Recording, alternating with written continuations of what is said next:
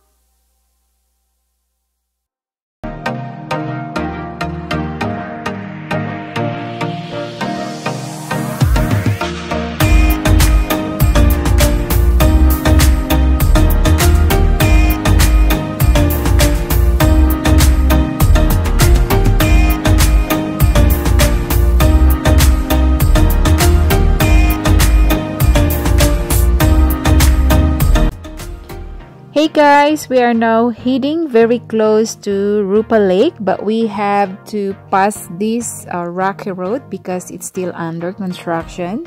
So within I think 15 minutes we can reach the place.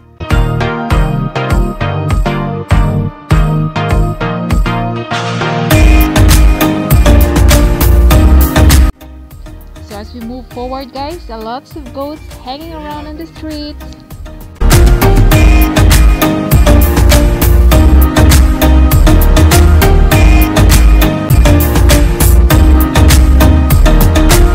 Finally guys, we have reached the place. So Rupa Lake or Rupa Tal is a freshwater lake in Nepal located in the border of Pokhara Metropolitan and Rupa Rural Municipality of Kaski District.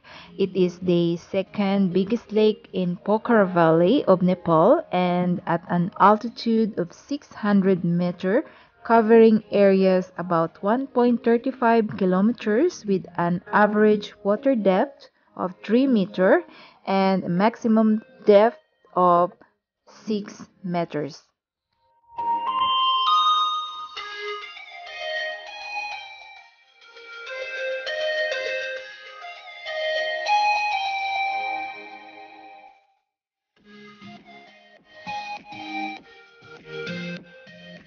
Wow, so beautiful.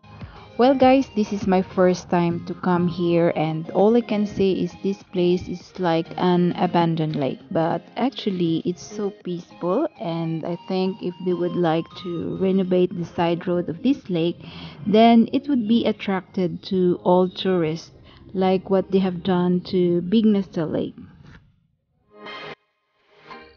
Punta tayo doon sa medyo taas. Pakita ko sa inyo guys. Medyo mahirap dito ang pag-akyat ng ng sasakyan kasi inaayos nila yung yung daan. Medyo lubak-lubak pa guys yung daan. Kasi dati dito hindi maganda ang daan dito. So ngayon under construction pa yung mga daan, kaya ayan, medyo hindi maganda ang kuha ng video ko guys kasi siya, hindi plain yung road. So, punta tayo dito guys sa taas. Pakita ko sa inyo yung place. So, along the road guys, ito yung main road where I am standing right now. Ito yung makikita mo, nakahilira yung malalaking puno. So, maganda dito ang simoy ng hangin guys. And then, at the center of it, makikita mo may mahaba doon na net na which I guess it's for fishing activity.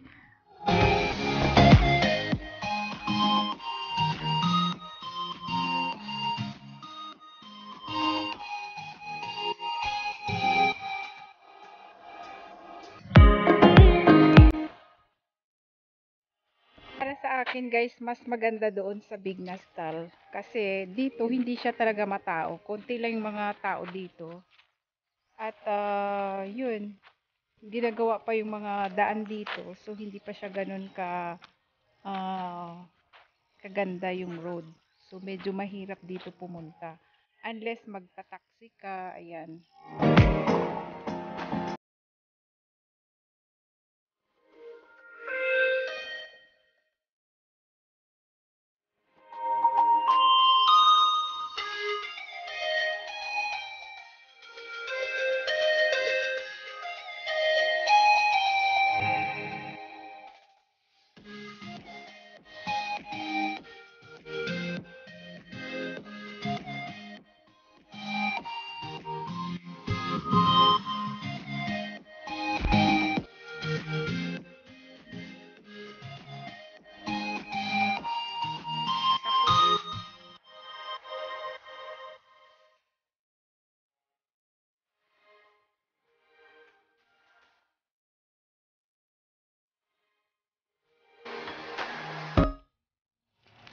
Well guys, sa left side naman, ito yung makikita mo, may napakahabang fence sa gitna ng lake. Siguro, which I think is yung nilalagay nila yung simelya ng isda dyan. And then, ayun, puro mga ingay ng mga birds ang maririnig mo at very serene ang lugar na ito. I think the tourist ay hindi pa nila na-discover ang lake na to. But actually, kung mapaganda ito guys, napakaganda ito. Because this is much more bigger than Bignastal. Talagang kung mapaayos nila ito ay napakaganda ng place na to.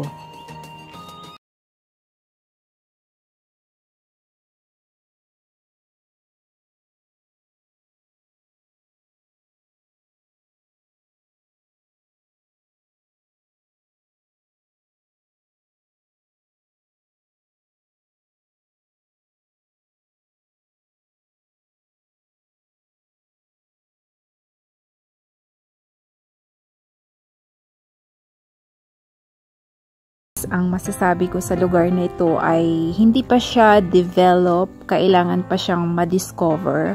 But when it comes sa kanyang location, napakaganda ito para sa tourist. So para lang akong nagpunta guys sa isang napakalayong probinsya na makikita mo na napakatahimik at maganda yung simoy ng hangin at maganda ang surrounding. Na-appreciate ko talaga yung ganda ng nature dahil ang makikita mo ay lawak napakalawak ng place at saka yung makikita mo yung mga Himalaya mountain all around you ay it's so much for to thankful with this nature.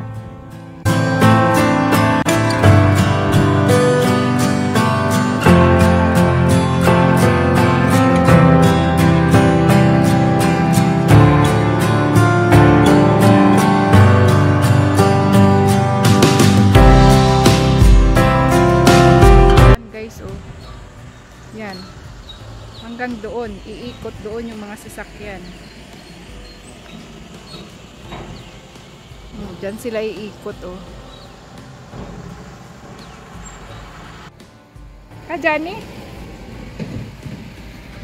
Kajani Timrugar ka tao? Parang gusto niyang sumunod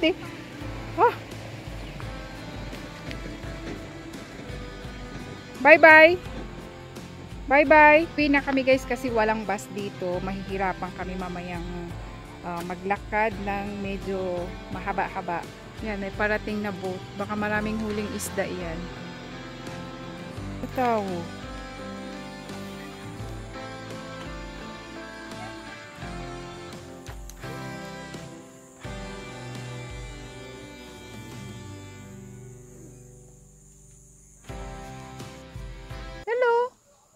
You want banana?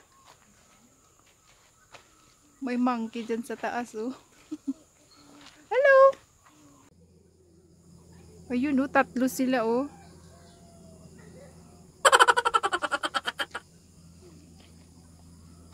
Maybe still have many To guys, naglalakad pa rin kami. Medyo mahaba itong lalakarin namin. Namaste! Hello, namaste! Do you know how to speak English? Where is your school? School ka ba tao? They are shy.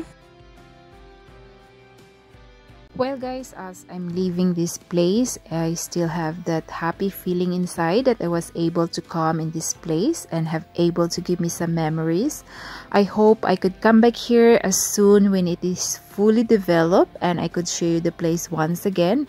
Well guys, thank you for joining me in this vlog. Thank you so much for watching. Take care of yourself and see you all on my next vlog. Bye!